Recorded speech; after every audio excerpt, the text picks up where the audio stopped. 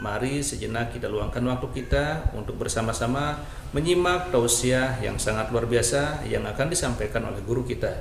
Tentunya banyak sekali ilmu, hikmah, dan manfaat yang bisa kita jadikan pelajaran dalam kehidupan kita sehari-hari. Penasaran siapa beliau? Mari kita simak bersama. Selamat mendengarkan. Adam itu bapak moyang kita. Dosanya satu, makan buah khuldi. Dikeluarkan dari surga. Kita dosanya banyak, kepengen masuk, nggak nyambung.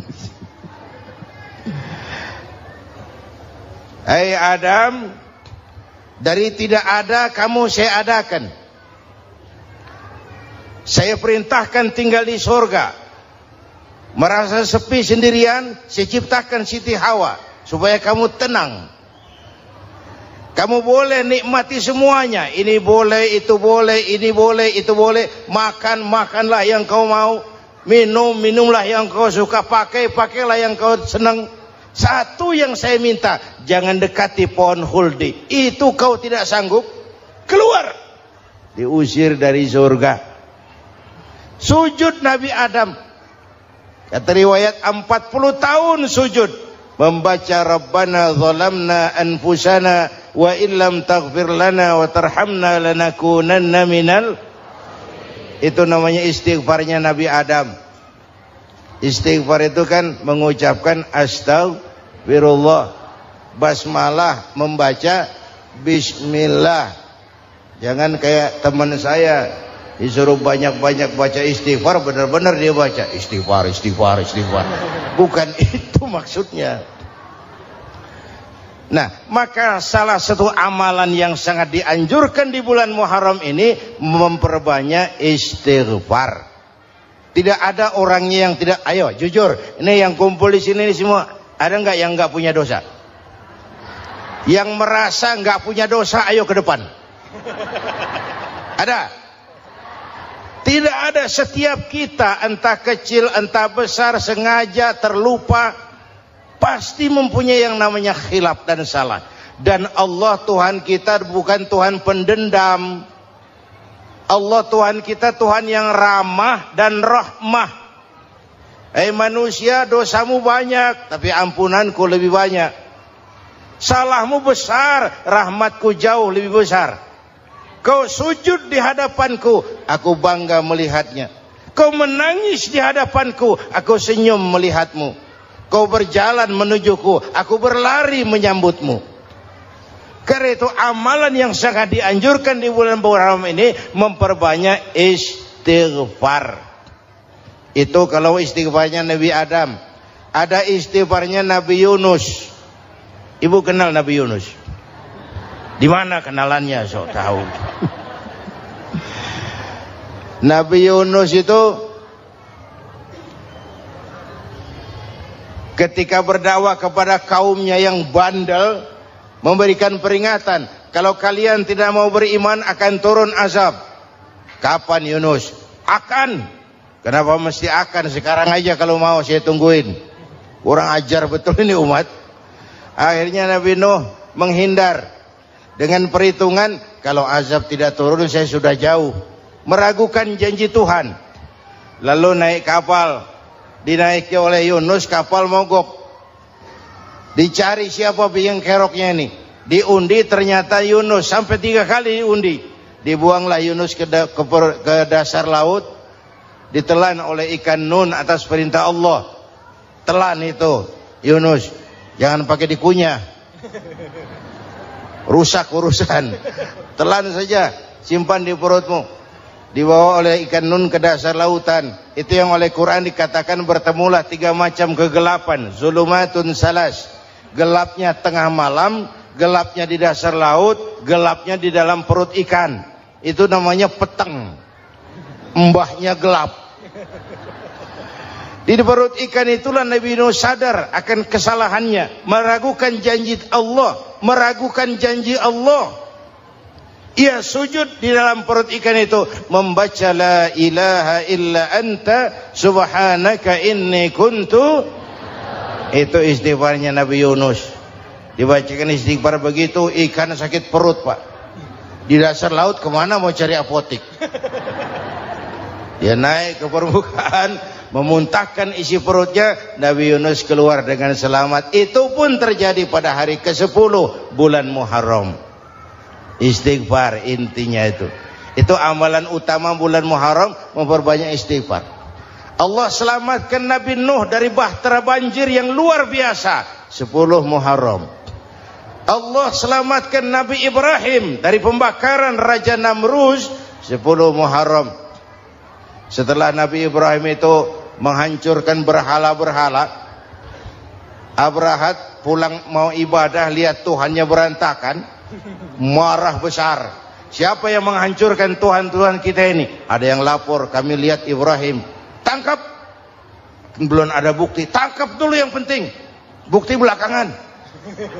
Tangkap. Wah, dikerahkanlah aparat, tangkap Nabi Ibrahim, disidang langsung oleh Abrahat, oleh Namrus maksud saya. Ibrahim, kau yang menghancurkan berhala-berhala kami ini, Tuhan-Tuhan kami. Siapa bilang? Ada yang lapor. Saya dengar enggak semua berhala itu hancur. Ada yang paling besar, angkat tangan, saya lihat ada kampak di tangannya. Barangkali yang besar itu iseng tuh, yang kecil-kecil dikampakin. Tanya aja sama dia. Kamu gila? Kenapa? Masa kami disuruh nanya berhala? Nggak bisa jawab. Nggak bisa jawab. Lah kenapa disembah? Lebih gila mana sih? Tahu nggak bisa jawab kenapa disembah? Kurang ajar kamu Ibrahim. Bakar, dibakar. Ketika Ibrahim dilempar ke kobaran api yang menggunung, Allah perintah api, ya naru kuni bardan wa salaman ala Ibrahim. Hai api, dinginlah sampean. Api Madura waktu itu Pak. Hai api, dinginlah sampean, selamatkan Ibrahim. Api tunduk kepada perintah Allah. Ibrahim masuk ke kobaran api, selembar rambut pun tidak terbakar. Kenapa? Apinya tunduk kepada perintah Allah. Kenapa? Karena Ibrahim orang yang takut kepada Allah. Api tunduk kepada perintah Allah. Kalau kita baca ayat itu, masuk ke api, mateng. Sudah hadirin yang saya muliakan, oleh karena itu selamatnya Ibrahim dari pembakaran Raja Namrud itu pun pada 10 Muharram, Yaumul Asyura, hari ke-10 dari bulan Muharram. Imedia. Bapak Ibu hadirin hadirat yang saya cintai, sebagian kecil tentang Nabi Adam, Nabi Ibrahim dan Nabi Yunus, tapi saya belum menceritakan tentang Nabi Nuh tadi. Mengulang kaji. Nabi Nuh salah seorang rasul yang masuk ulul azmi 5 besar. Karena memang perjuangannya menggambarkan satu usaha yang ulet dan luar biasa. Beliau diberi umur 950 tahun. Lalu berdakwah selama 900 tahun. Sore, pagi, siang, malam, dapat pengikut tidak lebih 80 orang. Rata-rata 10 tahun satu. Kalau saya minta berhenti aja jadi nabi Pak. Ustadz mana masih mau buka pesantren, 10 tahun buka pesantren, yang nyantri cuma satu. Pedagang mana yang masih mau dagang, 10 tahun dagang yang beli satu. Pimpinan partai mana yang masih mau kampanye, 10 tahun buka partai, yang nyoblos satu. Bangkrut. Umatnya bandel, kurang ajar, durjana, bajingan, tengik. Umatnya Nabi Nuh ini kalau diceramahi, telinganya ditutup dengan tangannya. Nabi Nuh akhirnya rekes. Tuhan, siang malam saya berdakwah kepada umat ini. Tiap kali saya sampaikan dakwahmu, mereka tutup telinganya dengan tangannya. Alergi dengar ceramah. Apa itu ceramah? Non profit. Saudara-saudara, jadi mau kamu gimana Nuh? Sudah Tuhan, habiskan saja orang kafir. Nanti kalau punya anak, anaknya pun kafir lagi. Lebih baik bapak moyangnya sikat habis. Biasanya kalau bapak kalong, anak kampret. Bapak nyolong, anak nyopet. Fotokopi gimana aslinya? Hampir habiskan saja. Itu mau kamu Nuh? Iya. Oke. Nanti aku turunkan banjir Nuh. Buat kapal. Dengan apa saya harus buat kapal Nuh? Ya dengan kayu, kata Tuhan. Kayunya dari mana Tuhan? Ya dari pohon Nuh. Pohonnya belum ada Tuhan. Ya tanam dulu Nuh. Bikin kapal, kayunya nanam pohon. Apa artinya? Perjuangan perlu kesabaran. Sukses itu ada prosesnya.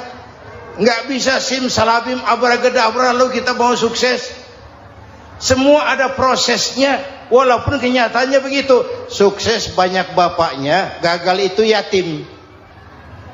Kalau kita sukses banyak yang ngakuin. Yang baru ketemu pakai manggil encing. Ketemu baru. Tapi sukses banyak bapaknya. Gagal yatim, nggak ada yang mau ngakuin kalau kita gagal itu. Udah bikin kapal dengan kayu di tengah kampung, bikin kapal ini. Bayangkan di tengah kampung bikin kapal.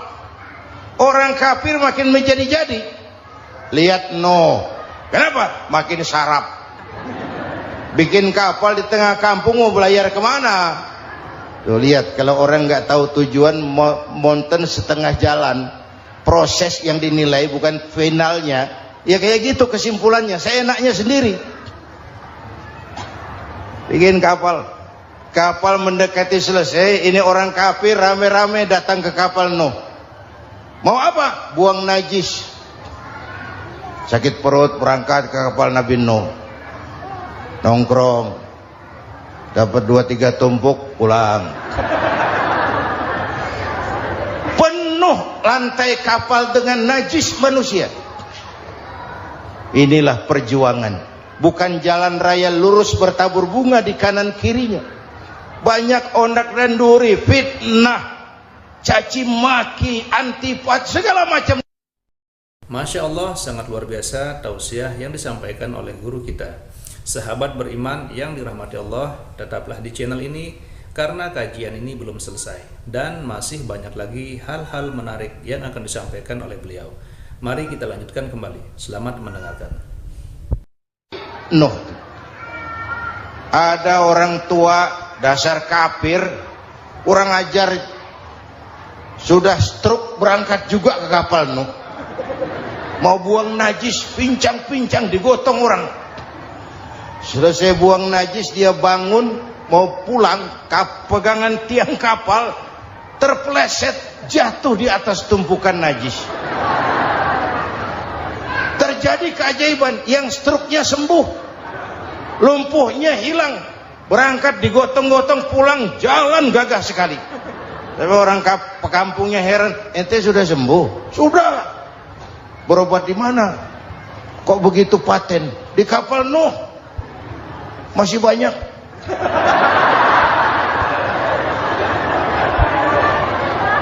Yang berasa perlu obat bawa rantang.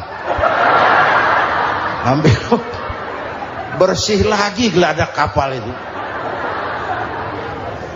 Sudah selesai Nuh? Selesai. Oke, kau orang yang beriman bersamamu, binatang serba sepasang, naik Nabi Nuh, naik orang beriman, naik binatang serba sepasang. Ini cikal bakal penyelamatan manusia, Pak. Naiklah orang beriman, sudah naik semua, Nabi Nuh kontrol. Ini contoh buat kita, kontrol. Sudah naik semua teman-teman, sudah. Pemimpin yang baik bukan cuma terima laporan di belakang meja. Laporan itu yang mana juga bagus. Sama juga kampanye, kampanye yang mana juga merdu. Kalau saya, kalau aja yang dihitung. Pernah ada calon bupati kampanye janji, kalau saya berhasil kita akan banyak bangun jembatan di daerah kita. Rakyat tanya, Pak, nggak ada sungai di kampung kita, Pak. Dia bilang, sungainya kita bangun sekalian. Udah kadung janji. Mana pula orang mau bangun sungai ini. Saudara-saudara, kontrol. Jangan cuma tunggu laporan di belakang meja. Semua laporan bagus. Ya, Bu? Bu?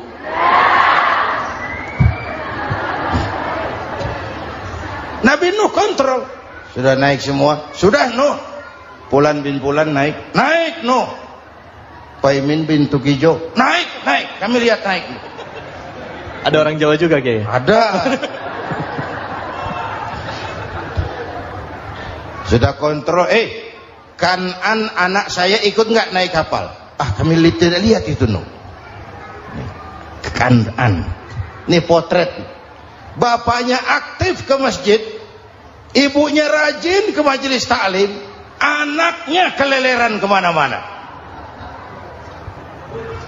Bukan di sini, di Prancis. Udah di sini insya Allah sama.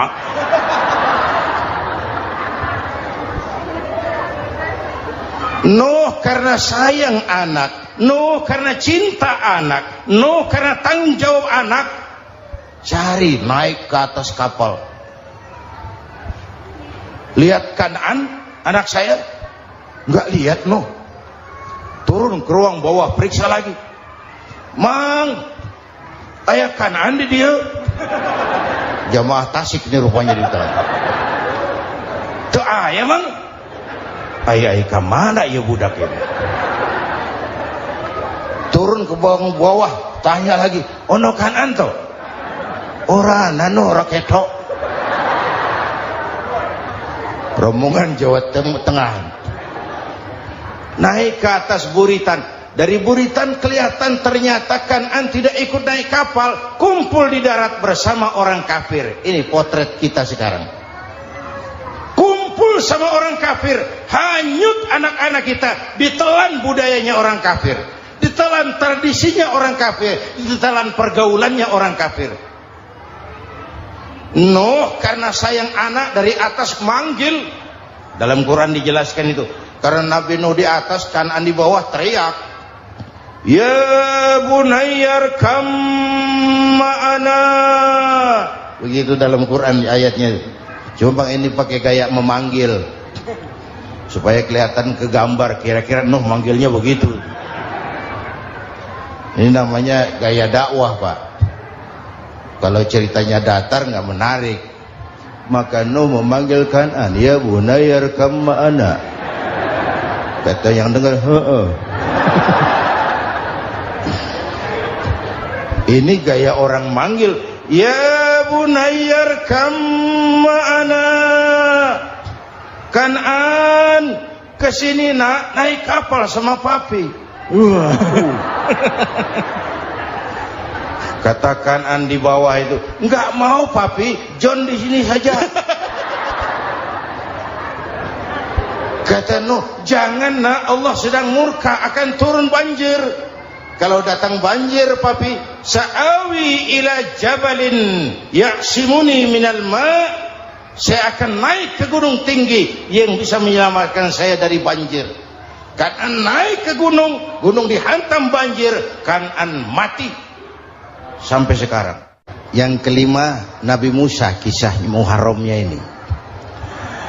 Lahir dalam kondisi yang sulit karena Fir'aun mimpi akan lahir seorang anak dari keturunan Bani Israel yang akan menghancurkan kerajaannya. Kata Fir'aun, sudah lahir belum anaknya? Belum.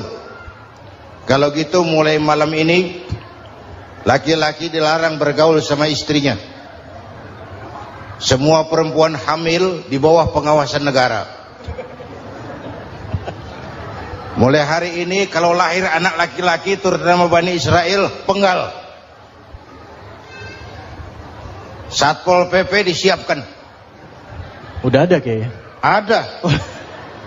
Patroli. Bayangkan, Fir'aun itu bikin undang-undang seenaknya sendiri. apalagi merasa kekuasaannya dalam ancaman. Penguasa manapun kalau merasa dalam ancaman, panik. Padahal kekuasaan itu kayak harimau, makin lama ditaiki makin sulit turun. Kenapa? Karena macannya makin lapar, naik terus capek, turun dimakan harimau, serba sulit. Saudara-saudara, kalau kita mau belajar dari Pak Harto, saya melihat kekurangan Pak Harto cuma satu, terlambat berhenti.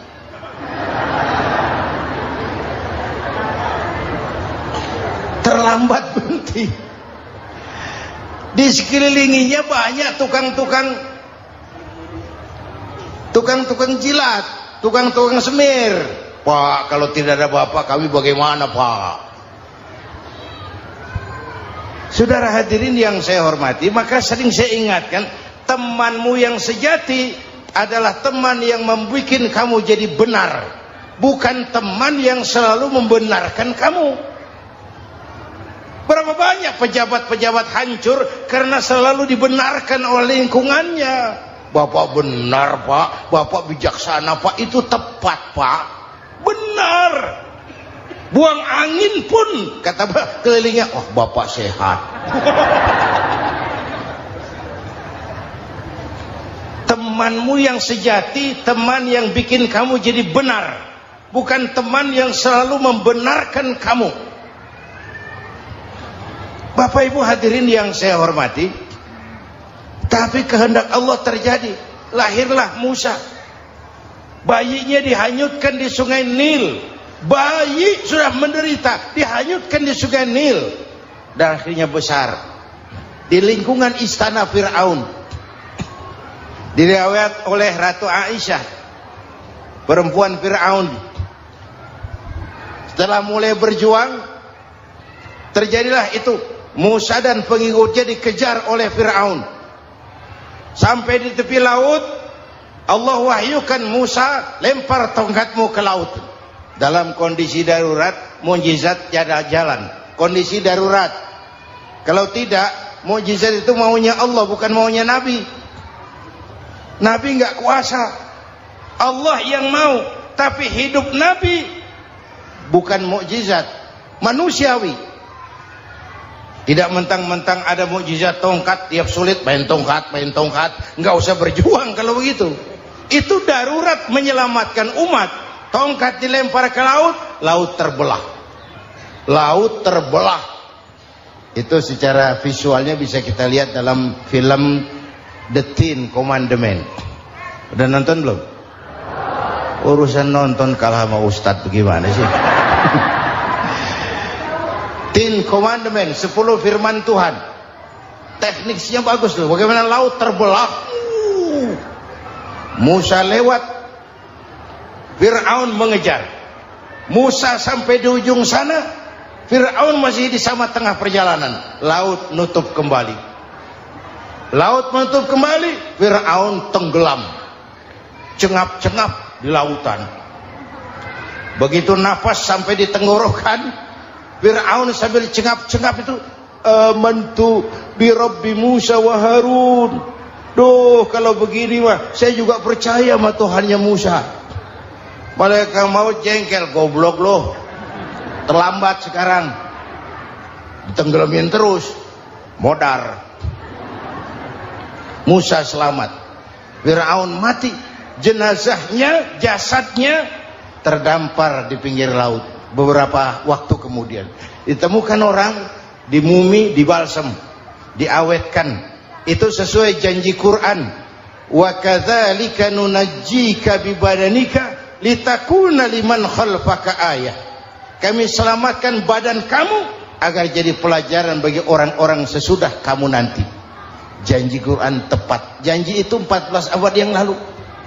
Jasad Fir'aun ditemukan, dimumi, diawetkan, dibalsem di bawah nama Farao Ramses II. Sekarang tersimpan di Museum Negara di Mesir. Kapan-kapan nanti ibu main ke Mesir, mampir. Naik ojek paling berapa itu? Oh, orangnya tinggi, hidungnya mancung, pokoknya pantaslah jadi Fir'aun. Selamatnya Musa di kejaran Fir'aun di ujung sana itu terjadi pada hari ke-10 bulan Muharram, yang oleh orang Nasrani diperingati dengan hari raya Paskah. Mereka melaksanakan puasa, mensyukuri nikmat keselamatan dari kejaran Fir'aun. Makanya kalau kita ikut puasa di bulan Muharram bukan mengikuti syariatnya Nasrani, salah. Karena Nabi mengajarkan, itu sumbernya. Bukan ikutan sama ibadahnya Israel. Tapi memang agama ini kan merupakan mata rantai. Datang Rasul baru melengkapi Rasul sebelumnya, datang Rasul baru melengkapi Rasul sebelumnya. Mata rantai yang berkaitan. Setelah Muhammad selesai, selesailah tugas Nabi dan Rasul. Selesailah misi Nabi dan Rasul. Tidak ada Nabi lagi sesudah Nabi Muhammad. Itu harga mati, titik. Gak ada kompromi. Siapapun sekarang ini nggak datang ngaku jadi Nabi, wajib tidak percaya. Wajib tidak percaya. Tapi kaitannya memang kita bilang Nasrani, orang bahasa Arab, bahasa Ibraninya Nazaret, Nasiroh, Nazaret. Itu beda dialek. Kita Daud, dia David.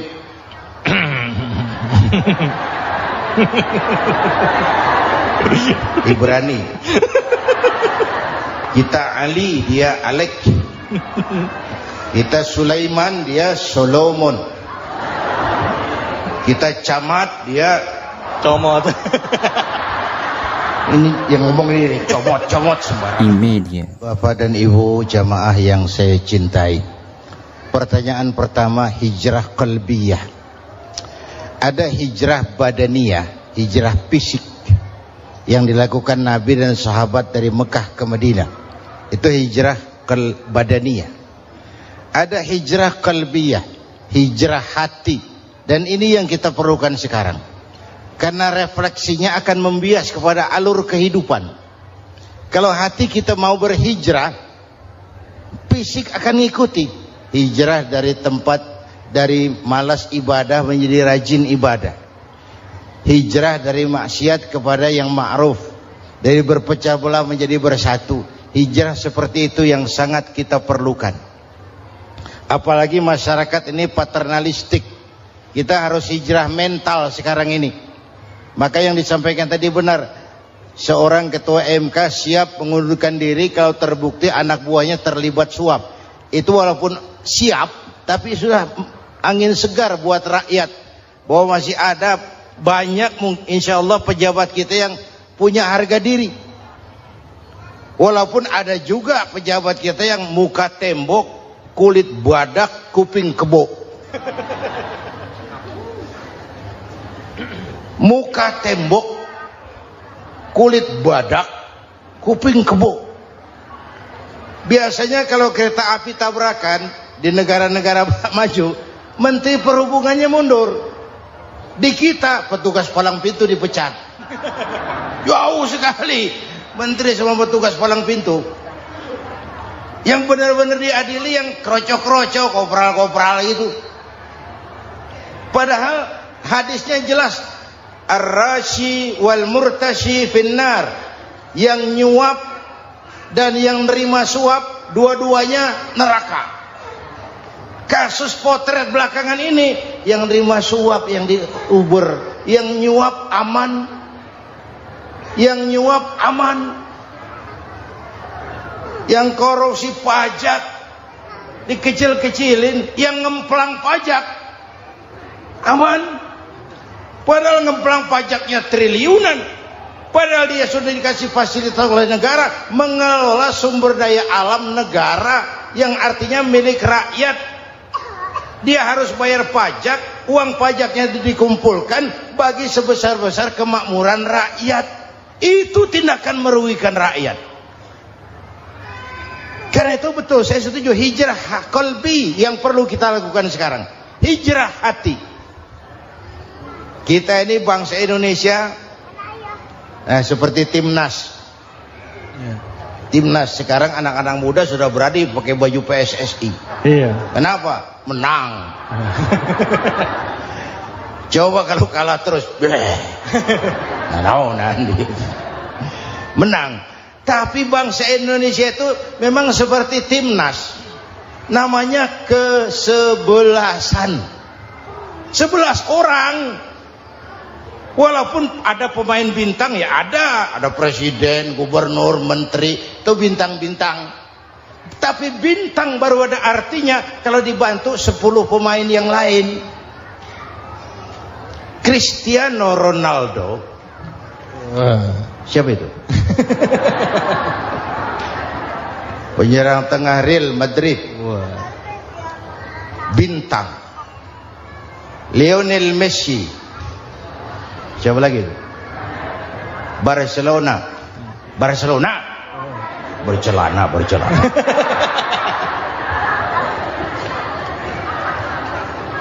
Michael Rooney, bintang Manchester United.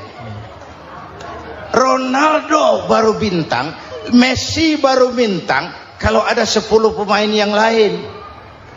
Bagaimanapun hebatnya Cristiano Ronaldo, kalau sendirian lawan satu kesebelasan, babak belur. Itulah kita, bangsa Indonesia, kita satu kesebelasan, harus saling memperkuat. Ada bangsa kita ini yang jadi jaksa, ada yang jadi hakim, ada yang jadi polisi. Itu posisi penyerang tengah, kiri luar, kanan dalam, back, striker, kiper, posisi. Tapi sadar kita satu kesebelasan, Bung. Jangan bikin gol ke gawang sendiri. Kalau punya bola bagus, operan dong sama temannya. Yang bisa menciptakan gol, operan. Ada yang jadi pengusaha besar, bagus boleh. Punya untung besar, operan. Kasih masjid, kasih pesantren, operan. Ini kesebelasan kita kalau punya bola, pelitnya setengah mati, Pak. Nggak mau ngoper. Bawa sendiri, mending bikin gol. Enggak. Kita ini satu kesebelasan. Satu sama lain harus saling memperkuat. Bahwa ada penyerang tengah, itu si posisi. Tapi kalau memang peluang memungkinkan, ayo dong operan. Saya iri sama kesebelasan Nasrani di Indonesia. Mereka kalau punya bola, operannya cakep. Gereja cepat selesai, rumah sakit Kristen cepat selesai. Kenapa? Operannya bagus. Kita ini kalau punya bola bawa sendiri, nggak mau ngoper. Maka masjid nggak selesai-selesai, madrasah banyak yang bocor, rumah sakit Islam kalah bersaing. Kenapa? Operannya berat. Ayo menyadari kita ini timnas, satu kesebelasan. Jangan menjegal kawan seiring, kawan sendiri dijegal. Sudah musuh terlalu kuat, gawang sendiri dijebol. Akhirnya terbalik kita ini. Ujian terberat telah diberikan Allah kepada para anbiya, kemudian para aulia, kemudian para ulama. Summal amsal fal amsal, ke bawah dan ke bawah, diuji setiap orang menurut kekuatannya berpegang kepada agama. Karena anak Melayu bilang, kalau takut dengan ombak, jangan berumah di tepi pantai. Kalau takut diterjang ombak, jangan berumah di tepi pantai. Kata ibu tadi, mau jadi pohon tinggi harus berani ketiup angin. Makin tinggi pohonnya, makin keras anginnya. Takut angin, jangan jadi pohon tinggi, jadilah rumput. Nggak ditiup angin, tapi diinjak kebo. Apa yang nggak ada resikonya? Apa yang nggak ada resikonya? Semua nabi ada yang dihantam kekuasaan yang arogansi. Ibrahim berhadapan dengan Namrud. Musa berhadapan dengan Fir'aun. Ada yang diuji dengan berhadapan umat yang sangat kurang ajar. Ada yang diuji dengan gosip yang dahsyat. Nabi Yusuf digosipi sama Zulaikha itu. Nabi Yusuf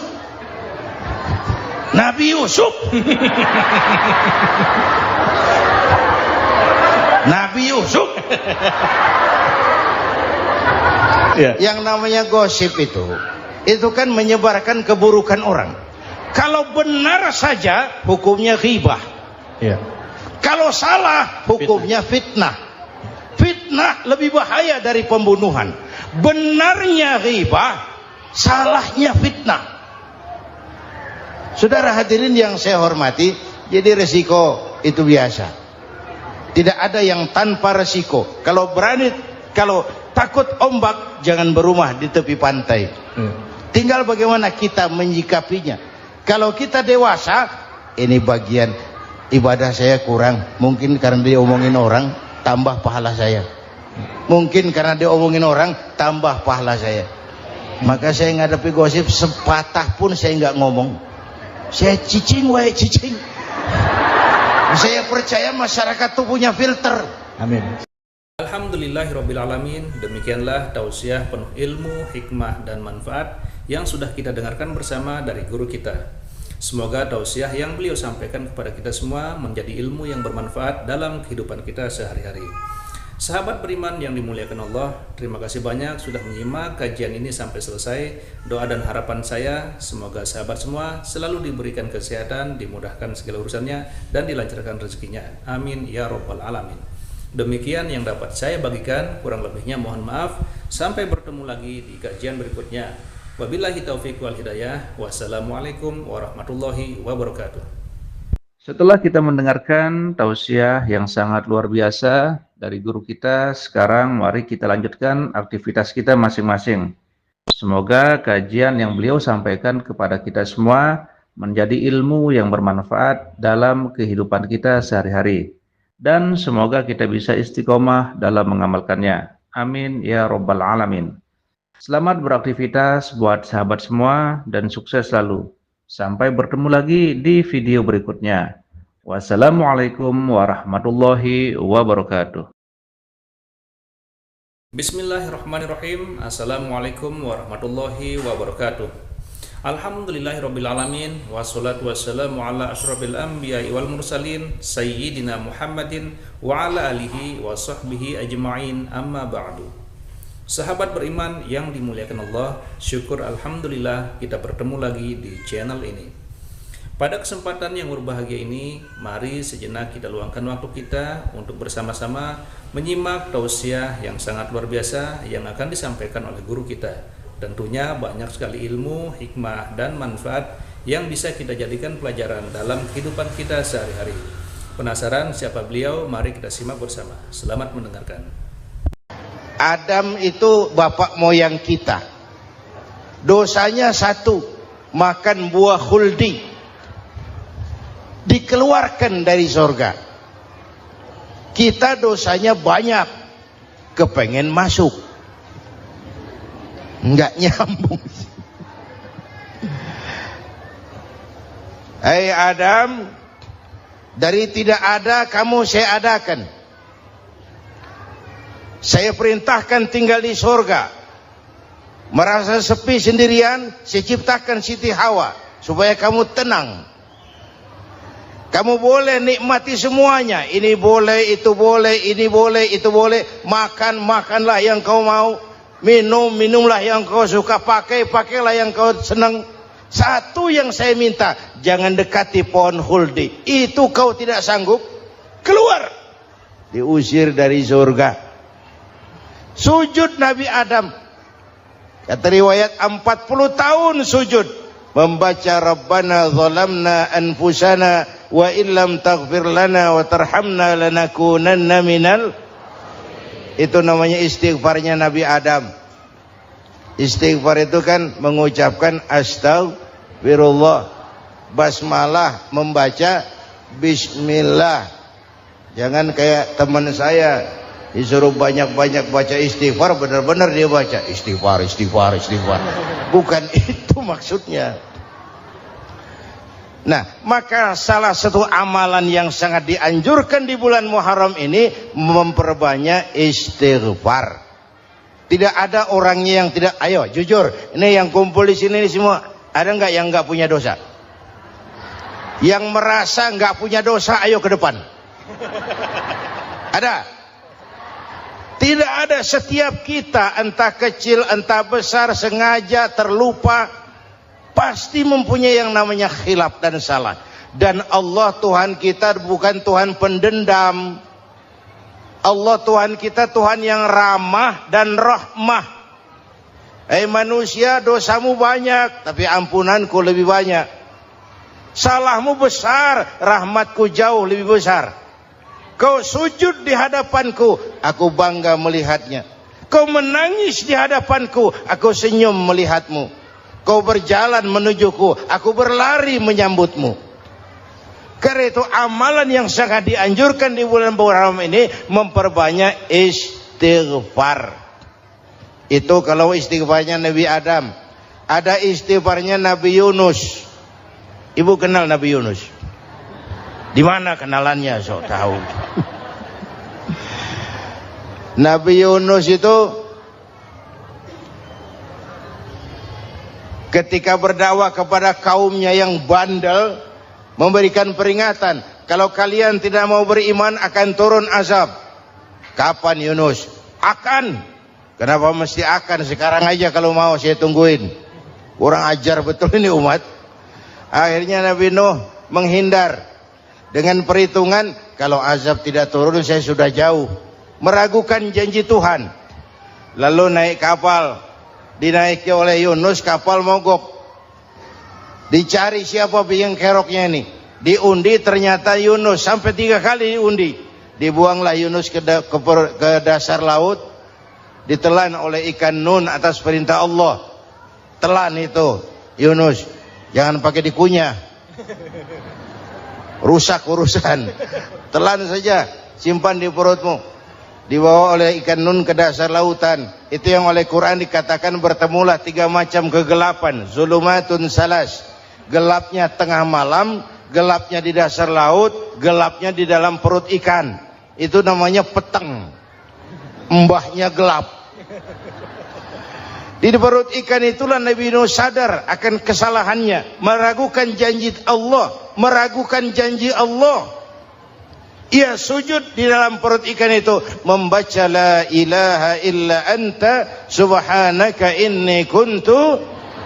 Itu istighfarnya Nabi Yunus. Dibacakan istighfar begitu, ikan sakit perut, Pak. Di dasar laut kemana mau cari apotik? Dia naik ke permukaan, memuntahkan isi perutnya. Nabi Yunus keluar dengan selamat. Itu pun terjadi pada hari ke-10 bulan Muharram. Istighfar intinya itu. Itu amalan utama bulan Muharram, memperbanyak istighfar. Allah selamatkan Nabi Nuh dari bahtera banjir yang luar biasa 10 Muharram. Allah selamatkan Nabi Ibrahim dari pembakaran Raja Namrus 10 Muharram. Setelah Nabi Ibrahim itu menghancurkan berhala-berhala, Abrahat pulang mau ibadah, lihat Tuhannya berantakan, marah besar.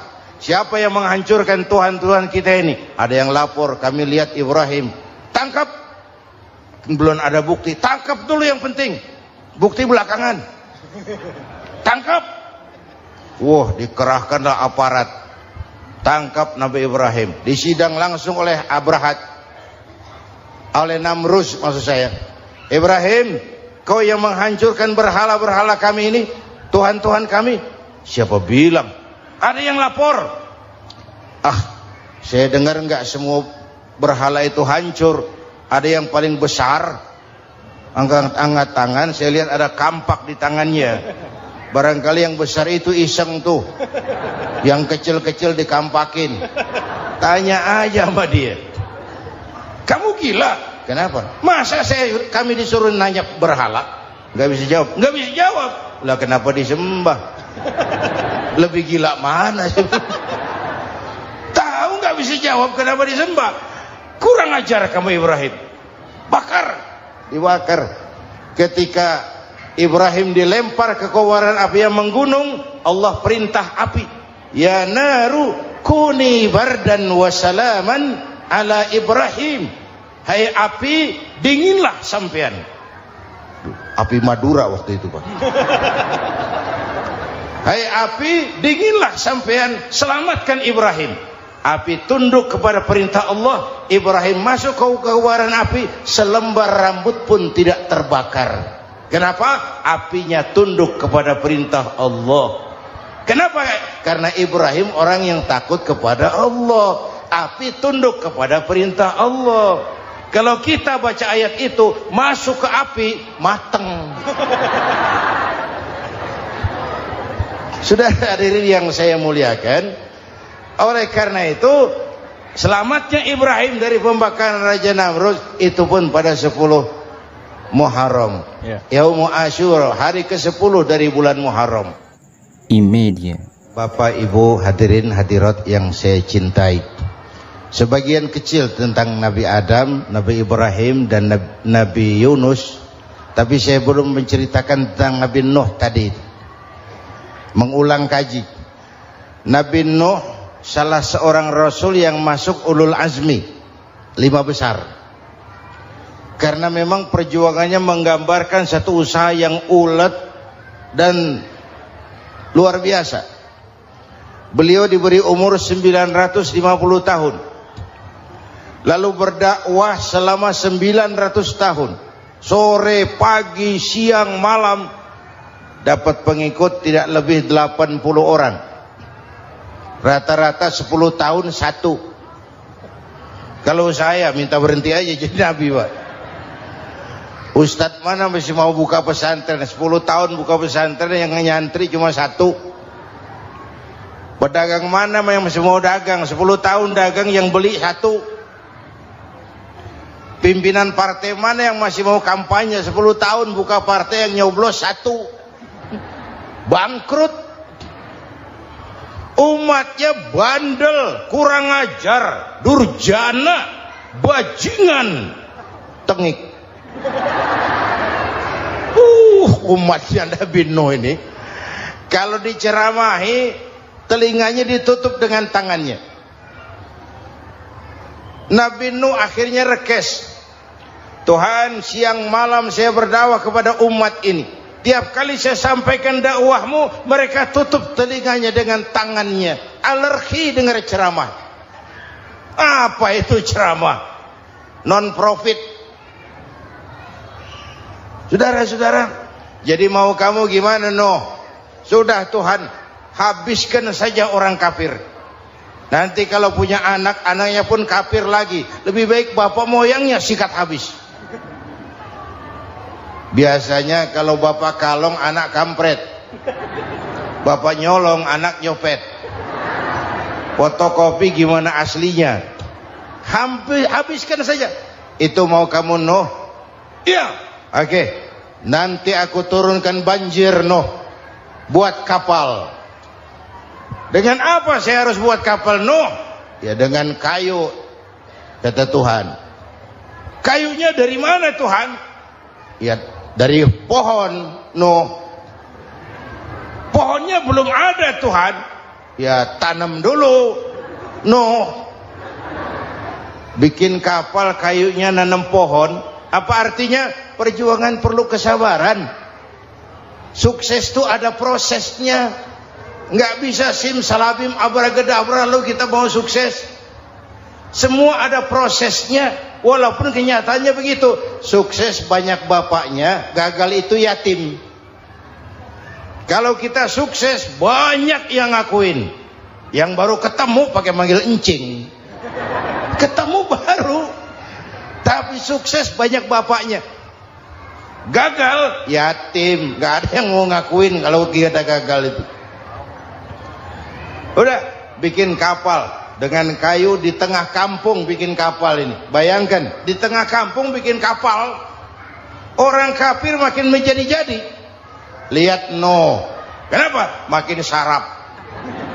Bikin kapal di tengah kampung, mau belayar kemana? Tuh lihat, kalau orang nggak tahu tujuan, mountain setengah jalan. Proses yang dinilai bukan finalnya. Ya kayak gitu kesimpulannya. Saya enaknya sendiri. Bikin kapal. Kapal mendekati selesai. Ini orang kafir rame-rame datang ke kapal Nuh. Mau apa? Buang najis. Sakit perut berangkat ke kapal Nabi Nuh. Nongkrong. dapat 2-3 tumpuk, pulang. Penuh lantai kapal dengan najis manusia.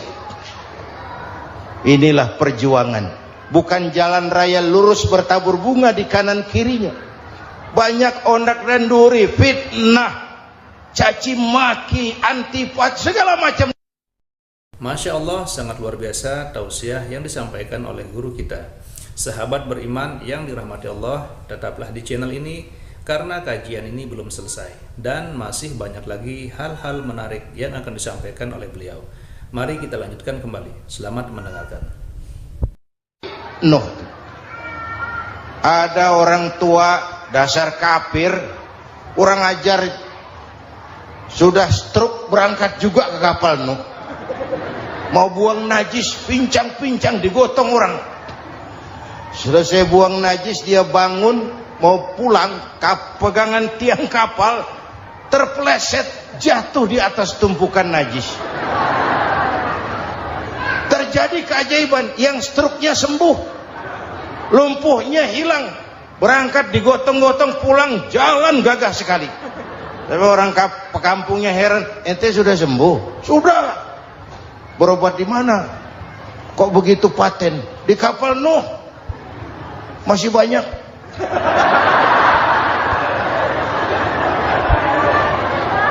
Yang berasa perlu obat bawa rantang. Ambil bersih lagi geladak kapal itu. Sudah selesai Nuh? Selesai. Oke, kau orang yang beriman bersamamu, binatang serba sepasang, naik Nabi Nuh, naik orang beriman, naik binatang serba sepasang. Ini cikal bakal penyelamatan manusia, Pak. Naiklah orang beriman, sudah naik semua, Nabi Nuh kontrol. Ini contoh buat kita, kontrol. Sudah naik semua teman-teman, sudah. Pemimpin yang baik bukan cuma terima laporan di belakang meja. Laporan itu yang mana juga bagus. Sama juga kampanye, kampanye yang mana juga merdu. Kalau saya, kalau aja yang dihitung. Pernah ada calon bupati kampanye janji, kalau saya berhasil kita akan banyak bangun jembatan di daerah kita. Rakyat tanya, Pak, nggak ada sungai di kampung kita, Pak. Dia bilang, sungainya kita bangun sekalian. Udah kadung janji, mana pula orang mau bangun sungai ini. Saudara-saudara, kontrol. Jangan cuma tunggu laporan di belakang meja. Semua laporan bagus. Ya Bu? Bu?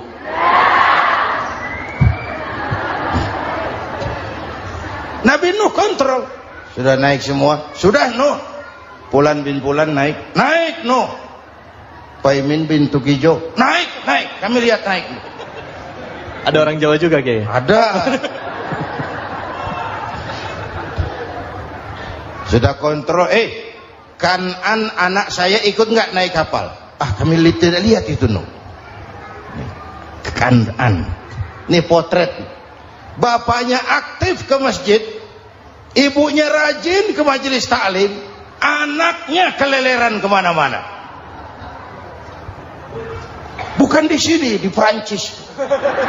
Udah di sini insya Allah sama.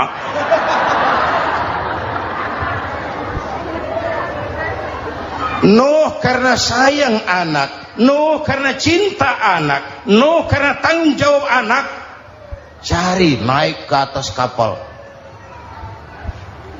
Lihat Kan'an, anak saya, nggak lihat Nuh. Turun ke ruang bawah, periksa lagi. Mang, ayah Kan'an di dia. Jamaah Tasik ini rupanya di dalam. Tuh ayah Mang. Ayah kemana ya budak ini? Turun ke bawah, tanya lagi. Ono Kan'an to? Ora nano raketo. Rombongan Jawa Tengah. Naik ke atas buritan. Dari buritan kelihatan ternyata Kan'an tidak ikut naik kapal, kumpul di darat bersama orang kafir. Ini potret kita sekarang. Kumpul bersama orang kafir, hanyut anak-anak kita, ditelan budayanya orang kafir, ditelan tradisinya orang kafir, ditelan pergaulannya orang kafir. Nuh karena sayang anak dari atas manggil. Dalam Quran dijelaskan itu. Karena Nabi Nuh di atas, Kan'an di bawah, teriak, ya bunayyar kam ma'ana. Begitu dalam Quran ayatnya. Cuma ini pakai gaya memanggil supaya kelihatan kegambar, kira-kira Nuh manggilnya begitu. Ini namanya gaya dakwah, Pak. Kalau ceritanya datar nggak menarik. Maka Nuh memanggil Kan'an, ya bunayyar kam ma'ana. Kata yang dengar, heeh. Ini gaya orang manggil, ya bunayyar kam ma'ana. Kan'an, kesini nak, naik kapal sama papi. Kata Kan'an di bawah itu, enggak mau papi, John di sini saja. Kata Nuh, jangan nak, Allah sedang murka, akan turun banjir. Kalau datang banjir papi, sa'awi ila jabalin ya'simuni minal ma', saya akan naik ke gunung tinggi yang bisa menyelamatkan saya dari banjir. Kan'an naik ke gunung, gunung dihantam banjir, Kan'an mati sampai sekarang. Yang kelima, Nabi Musa, kisah Muharramnya ini. Lahir dalam kondisi yang sulit karena Fir'aun mimpi akan lahir seorang anak dari keturunan Bani Israel yang akan menghancurkan kerajaannya. Kata Fir'aun, sudah lahir belum anaknya? Belum. Kalau gitu mulai malam ini laki-laki dilarang bergaul sama istrinya. Semua perempuan hamil di bawah pengawasan negara. Mulai hari ini kalau lahir anak laki-laki terutama Bani Israel, penggal. Satpol PP disiapkan. Udah ada kayaknya. Ada. Patroli. Bayangkan, nah Fir'aun itu bikin undang-undang seenaknya sendiri. Apalagi merasa kekuasaannya dalam ancaman. Penguasa manapun kalau merasa dalam ancaman, panik. Padahal kekuasaan itu kayak harimau, makin lama ditaiki makin sulit turun.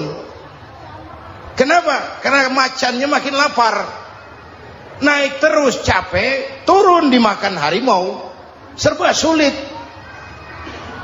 Saudara-saudara, kalau kita mau belajar dari Pak Harto, saya melihat kekurangan Pak Harto cuma satu, terlambat berhenti.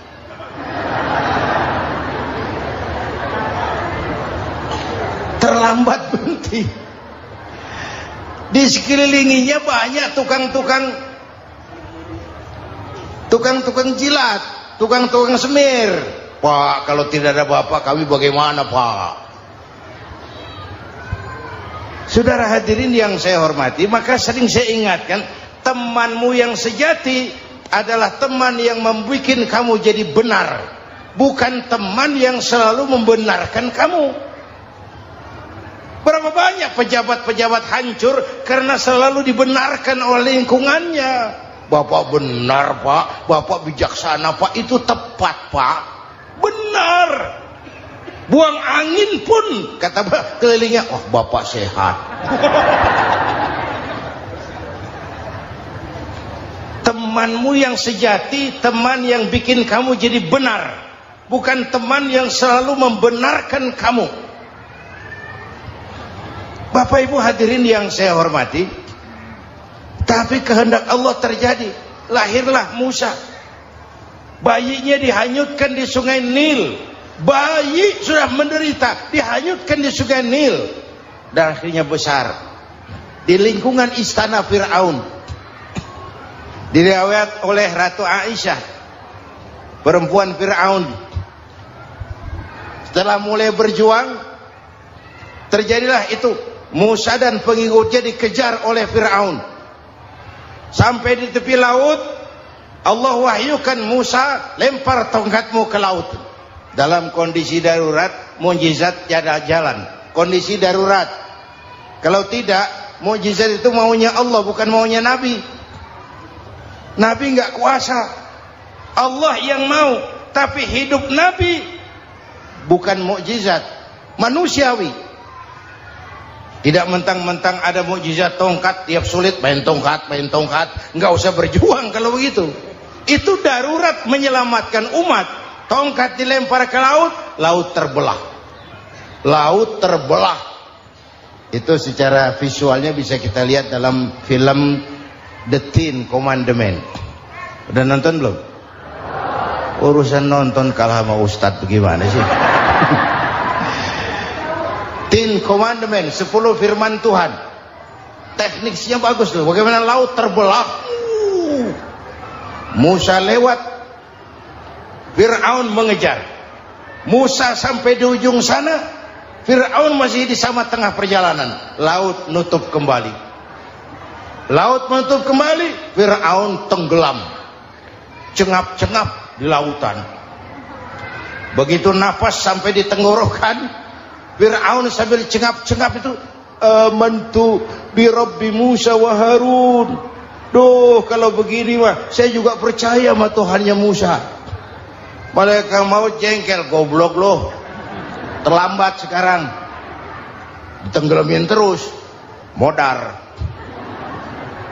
Musa selamat. Fir'aun mati.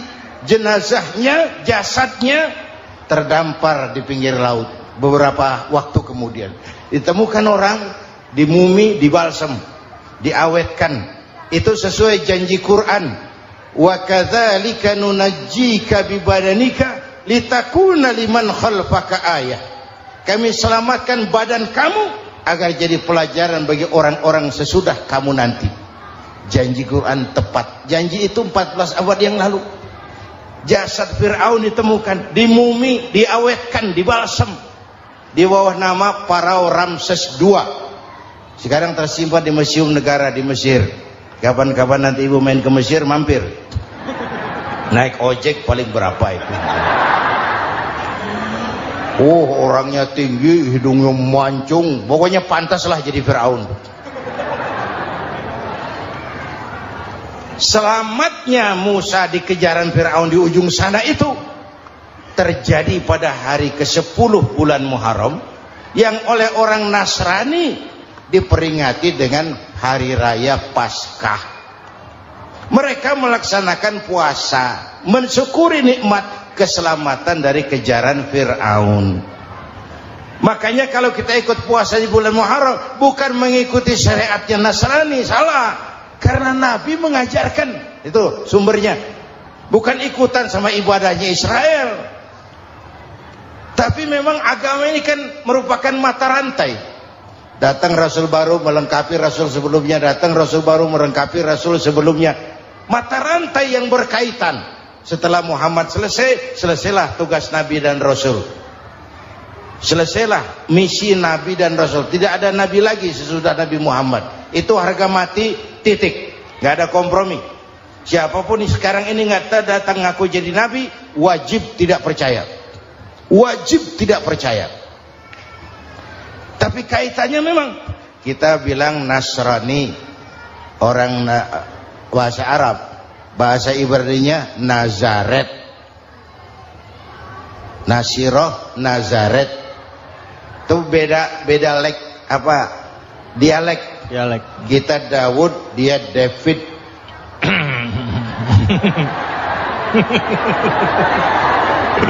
Ibrani. Kita Ali, dia Alek. Kita Sulaiman, dia Solomon. Kita Camat, dia Comot. Ini yang ngomong ini comot sembarang. Media. Bapak dan Ibu jamaah yang saya cintai. Pertanyaan pertama, hijrah qalbiyah. Ada hijrah badaniyah, hijrah fisik yang dilakukan Nabi dan sahabat dari Mekah ke Madinah. Itu hijrah badaniyah. Ada hijrah qalbiyah, hijrah hati Dan ini yang kita perlukan sekarang. Karena refleksinya akan membias kepada alur kehidupan. Kalau hati kita mau berhijrah, fisik akan ngikuti. Hijrah dari tempat, dari malas ibadah menjadi rajin ibadah. Hijrah dari maksiat kepada yang ma'ruf, dari berpecah belah menjadi bersatu. Hijrah seperti itu yang sangat kita perlukan. Apalagi masyarakat ini paternalistik. Kita harus hijrah mental sekarang ini. Maka yang disampaikan tadi benar. Seorang ketua MK siap mengundurkan diri kalau terbukti anak buahnya terlibat suap. Itu walaupun siap, tapi sudah angin segar buat rakyat. Bahwa masih ada banyak insya Allah pejabat kita yang punya harga diri. Walaupun ada juga pejabat kita yang muka tembok, kulit badak, kuping kebo. Muka tembok, kulit badak, kuping kebo. Biasanya kalau kereta api tabrakan di negara-negara maju, Menteri Perhubungannya mundur. Di kita petugas palang pintu dipecat. Jauh sekali menteri sama petugas palang pintu. Yang benar-benar diadili yang krocok-krocok, kopral-kopral itu. Padahal hadisnya jelas, ar-rashi wal murtashi finnar. Yang nyuap dan yang nerima suap dua-duanya neraka. Kasus potret belakangan ini, yang nerima suap yang diuber, yang nyuap aman, yang nyuap aman, yang korupsi pajak dikecil-kecilin, yang ngemplang pajak aman. Padahal ngemplang pajaknya triliunan, padahal dia sudah dikasih fasilitas oleh negara mengelola sumber daya alam negara yang artinya milik rakyat. Dia harus bayar pajak, uang pajaknya dikumpulkan bagi sebesar-besar kemakmuran rakyat. Itu tindakan merugikan rakyat. Karena itu betul, saya setuju, hijrah qalbi yang perlu kita lakukan sekarang. Hijrah hati. Kita ini bangsa Indonesia, seperti timnas. Timnas sekarang anak-anak muda sudah berani pakai baju PSSI. Iya. Kenapa? Menang. Coba kalau kalah terus, nanti menang. Tapi bangsa Indonesia itu memang seperti timnas, namanya kesebelasan. 11 orang.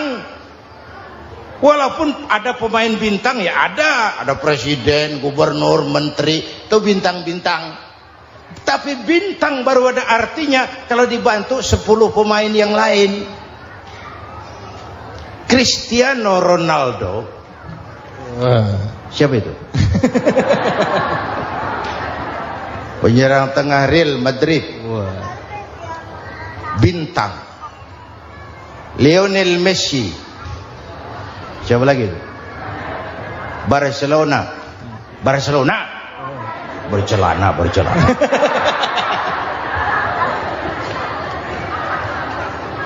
Michael Rooney, bintang Manchester United. Ronaldo baru bintang, Messi baru bintang kalau ada 10 pemain yang lain. Bagaimanapun hebatnya Cristiano Ronaldo, kalau sendirian lawan satu kesebelasan, babak belur. Itulah kita, bangsa Indonesia. Kita satu kesebelasan, harus saling memperkuat. Ada bangsa kita ini yang jadi jaksa, ada yang jadi hakim, ada yang jadi polisi. Itu posisi penyerang tengah, kiri luar, kanan dalam, back, striker, kiper, posisi. Tapi sadar kita satu kesebelasan, Bung. Jangan bikin gol ke gawang sendiri. Kalau punya bola bagus, operan dong sama temannya.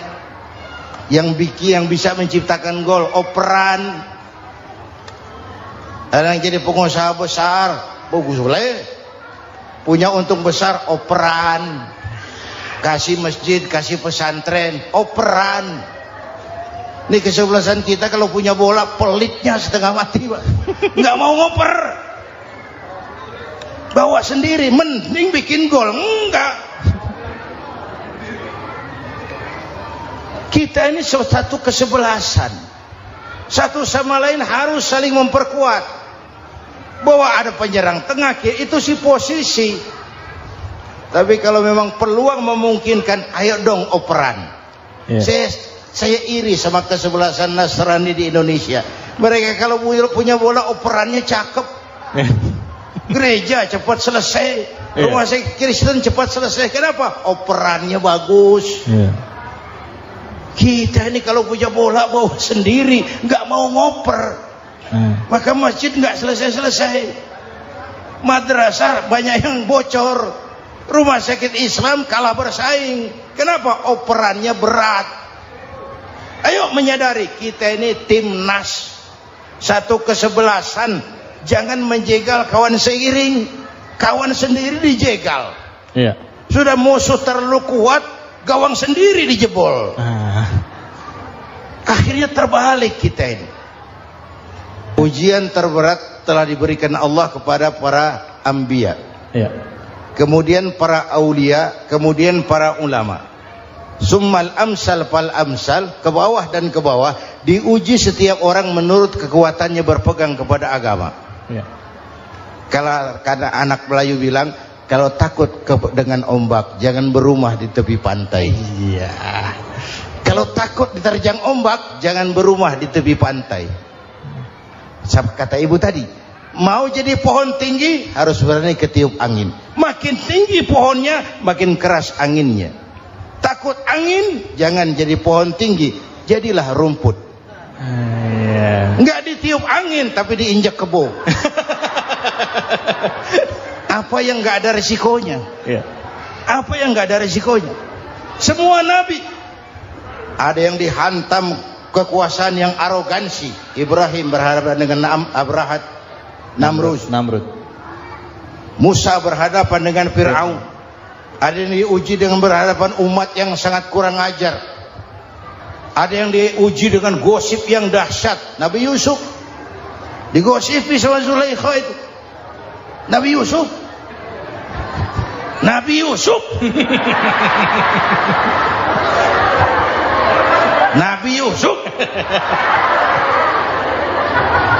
Yang namanya gosip itu kan menyebarkan keburukan orang.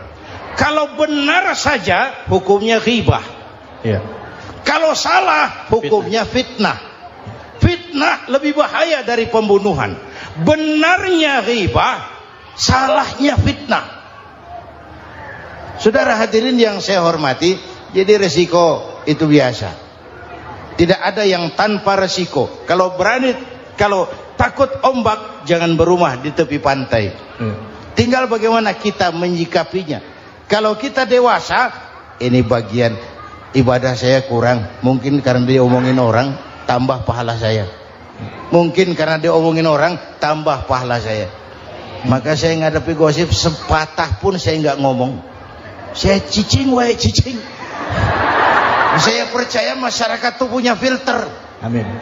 Alhamdulillahirrabbilalamin. Demikianlah tausiah penuh ilmu, hikmah, dan manfaat yang sudah kita dengarkan bersama dari guru kita.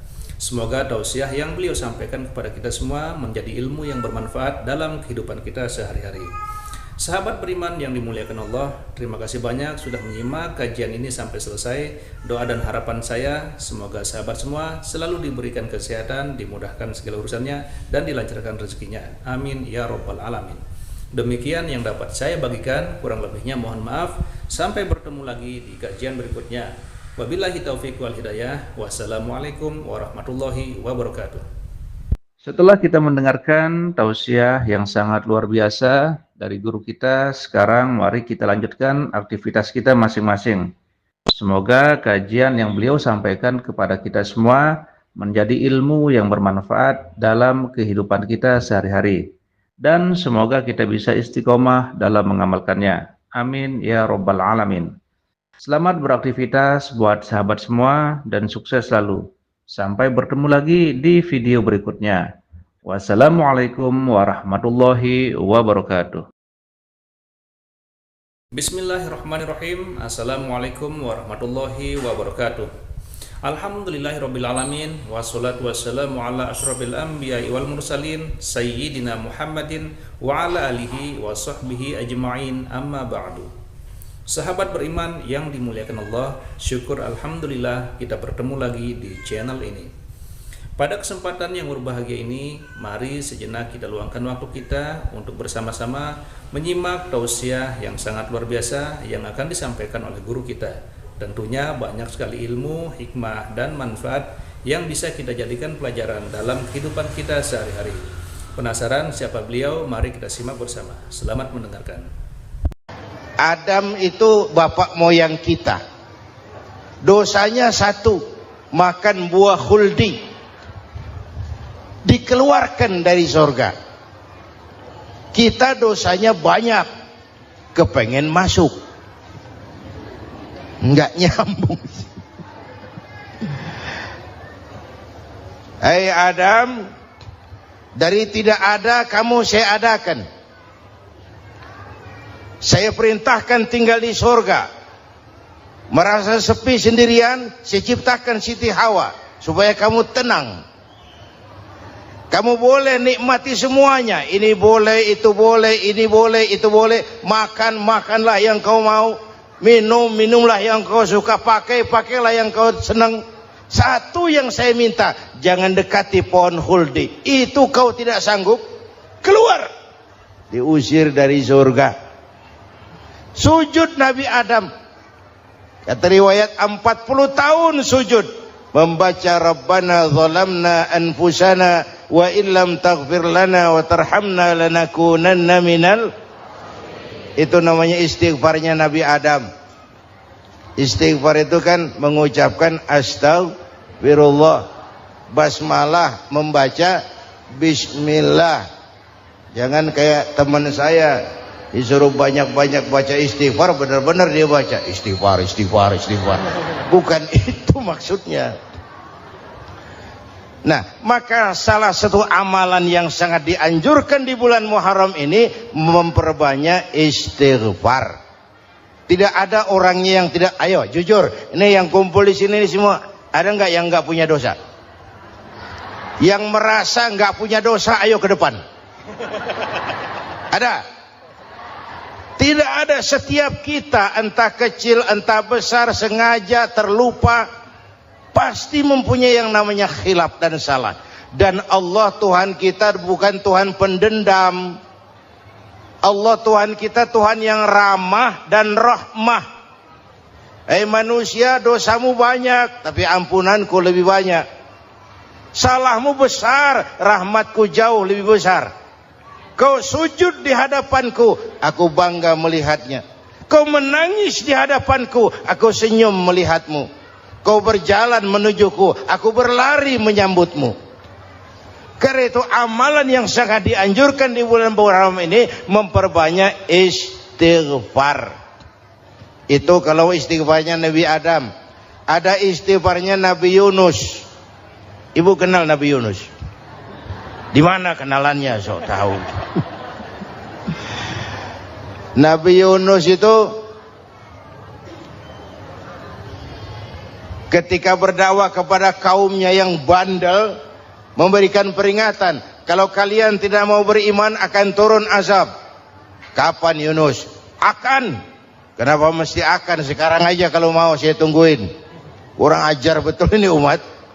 Akhirnya Nabi Nuh menghindar dengan perhitungan, kalau azab tidak turun saya sudah jauh. Meragukan janji Tuhan. Lalu naik kapal, dinaiki oleh Yunus, kapal mogok. Dicari siapa biang keroknya ini. Diundi, ternyata Yunus. Sampai 3 kali diundi. Dibuanglah Yunus ke dasar laut. Ditelan oleh ikan nun atas perintah Allah.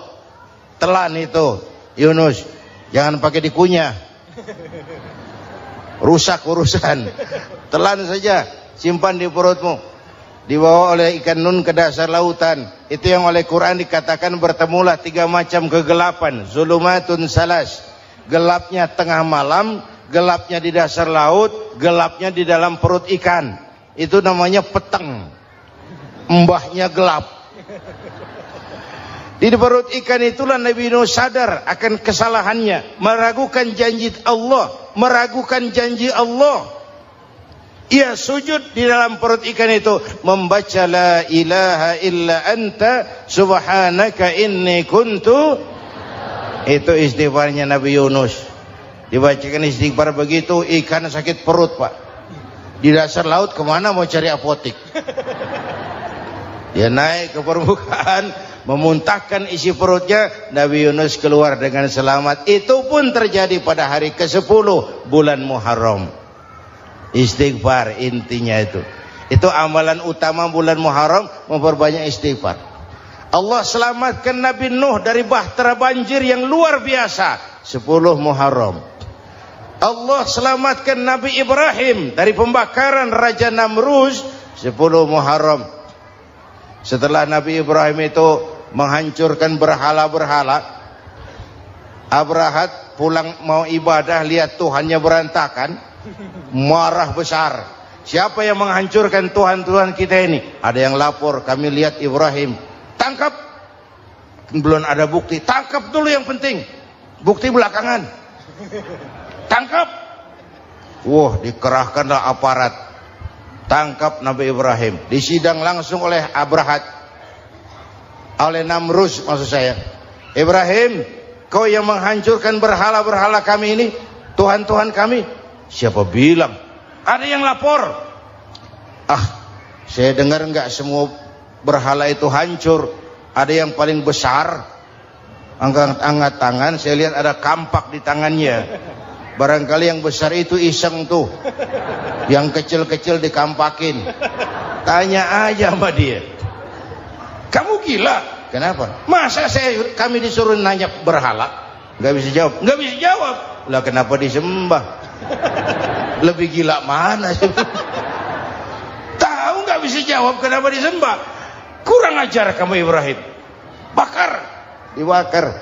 Ketika Ibrahim dilempar ke kobaran api yang menggunung, Allah perintah api, ya naru kuni bardan wa salaman ala Ibrahim. Hai api, dinginlah sampean. Api Madura waktu itu, Pak. Hai api, dinginlah sampean, selamatkan Ibrahim. Api tunduk kepada perintah Allah, Ibrahim masuk ke kobaran api, selembar rambut pun tidak terbakar. Kenapa? Apinya tunduk kepada perintah Allah. Kenapa? Karena Ibrahim orang yang takut kepada Allah. Api tunduk kepada perintah Allah. Kalau kita baca ayat itu, masuk ke api, mateng. Sudah hadirin yang saya muliakan, oleh karena itu selamatnya Ibrahim dari pembakaran Raja Namrud itu pun pada 10 Muharram, Yaumul Asyura, hari ke-10 dari bulan Muharram. Imedia. Bapak Ibu hadirin hadirat yang saya cintai, sebagian kecil tentang Nabi Adam, Nabi Ibrahim dan Nabi Yunus, tapi saya belum menceritakan tentang Nabi Nuh tadi. Mengulang kaji. Nabi Nuh salah seorang rasul yang masuk ulul azmi, 5 besar. Karena memang perjuangannya menggambarkan satu usaha yang ulet dan luar biasa. Beliau diberi umur 950 tahun, lalu berdakwah selama 900 tahun, sore, pagi, siang, malam, dapat pengikut tidak lebih 80 orang, rata-rata 10 tahun satu. Kalau saya minta berhenti aja jadi nabi, Pak. Ustadz mana masih mau buka pesantren 10 tahun buka pesantren, yang nyantri cuma 1. Pedagang mana yang masih mau dagang 10 tahun dagang, yang beli 1. Pimpinan partai mana yang masih mau kampanye 10 tahun buka partai, yang nyoblos 1. Bangkrut.